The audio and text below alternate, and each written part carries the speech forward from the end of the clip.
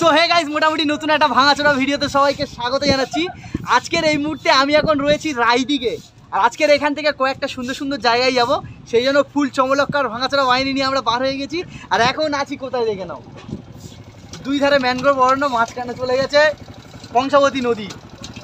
এখন মোটামুটি দেখতেই পাচ্ছেন আমরা এমন একটা জায়গায় আছি, দুই সাইডে ম্যানগ্রোভ অরণ্য আর মাঝখান দিয়ে চলে গেছে মোটামুটি কংসাবতী বা সুবর্ণরেখা নদী। যাই হোক, নদীটার নাম জানি না আর জানা নেই। এই নদীটা মিলিত হয়েছে একদম সোজা বঙ্গোপসাগরে, আর এখন আমরা সেই নদীর ওপরে আছি।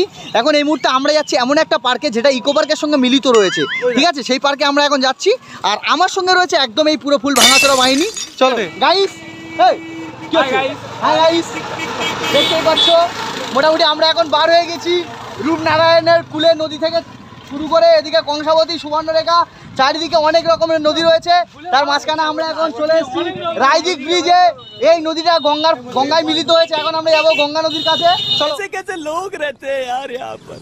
साला तुमको पागल कुत्ते का गाड़ी उठा के ले जाएगा, बता रहे हैं हम।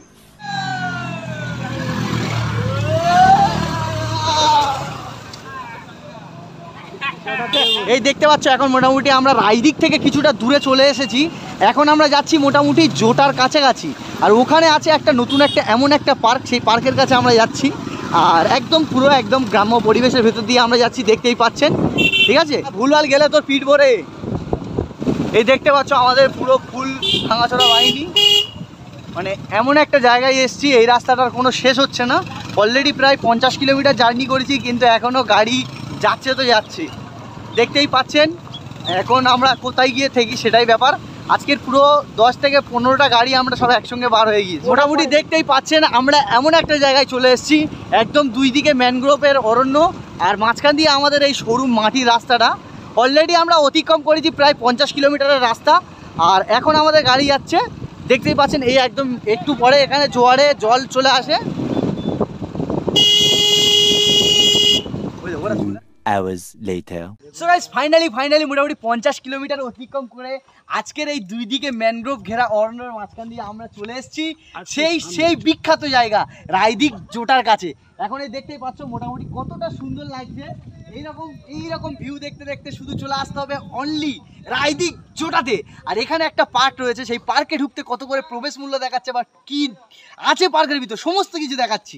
এখন আমরা চলে এসেছি সেই ভাইরাল জায়গা জোটার একটা সুন্দর পার্কে, আর এখানের ভিউটা একবার দেখো, জাস্ট মারাত্মক লেভেলে লাগছে। এদিকে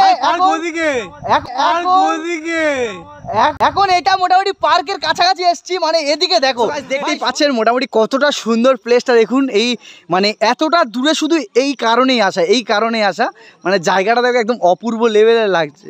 সো গাইস, আমরা মোটামুটি এখন পার্কের ভেতরে যাচ্ছি, আর দেখতেই পাচ্ছেন এখানে পার্কের ভিতরে ঢুকতে কোনো প্রবেশ মূল্য লাগেনি, একদম ফ্রিতে যাচ্ছি। আর এখন পার্কের ভিতরে দেখাচ্ছি কি রয়েছে, সমস্ত কিছু দেখাচ্ছি। পার্কের মতন একদম সিম্পল একটা জায়গা রয়েছে, এই গলি রাস্তা রয়েছে, এদিকে বসার সিট রয়েছে। যাক, এখন আমরা এই রাস্তায় ঢুকে গেলাম একদম বাগানের ভেতর দিয়ে। মোটামুটি সত্যি বলতে মানে আমরা এসছি প্রায় 10 থেকে 15 জন এসছি, আর জয়নগর থেকে এসছি প্রায় 50 কিলোমিটার জার্নি অতিক্রম করে।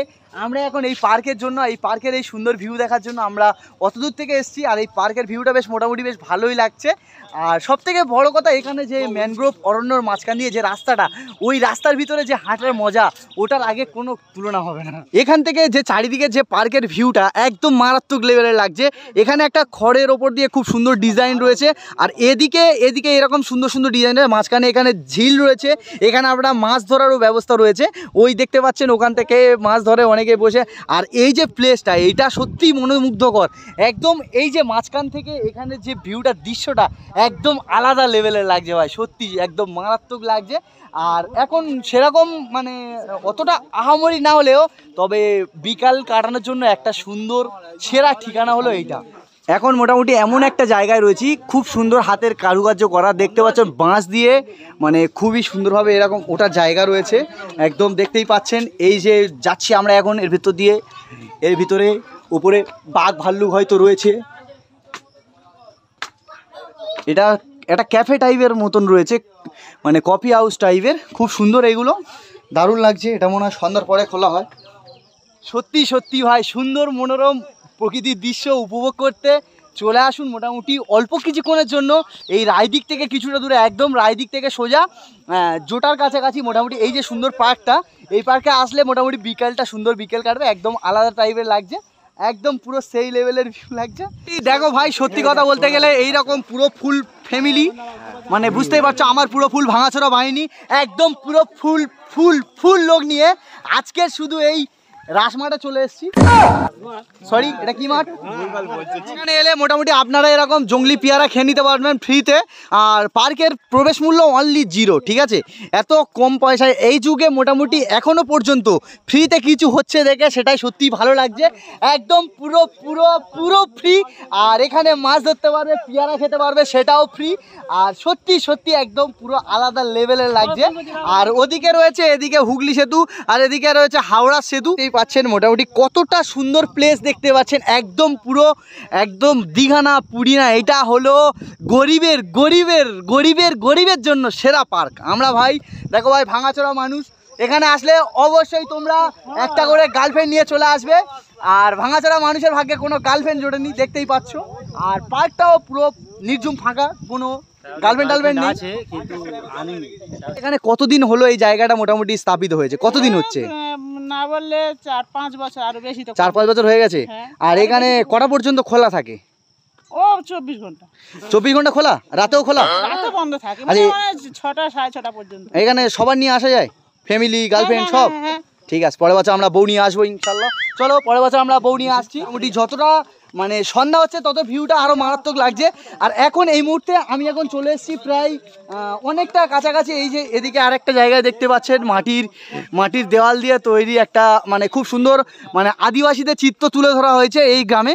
আর ওদিকে একটা রয়েছে, মানে ওই একটা গ্রাম রয়েছে, আর ওদিক থেকে ওখানে মাছ ধরার জায়গা রয়েছে। ওয়াও, চারিদিকে দেখছো কেমন ওয়াও না, চারিদিকে ওয়াও, এইসব দেখতেই পাচ্ছেন চারিদিকে। সুন্দরবন থেকে লোক এসছে এখানে, সুন্দরবন থেকে লোক এখানে ভিজিট করতে চলে এসছে।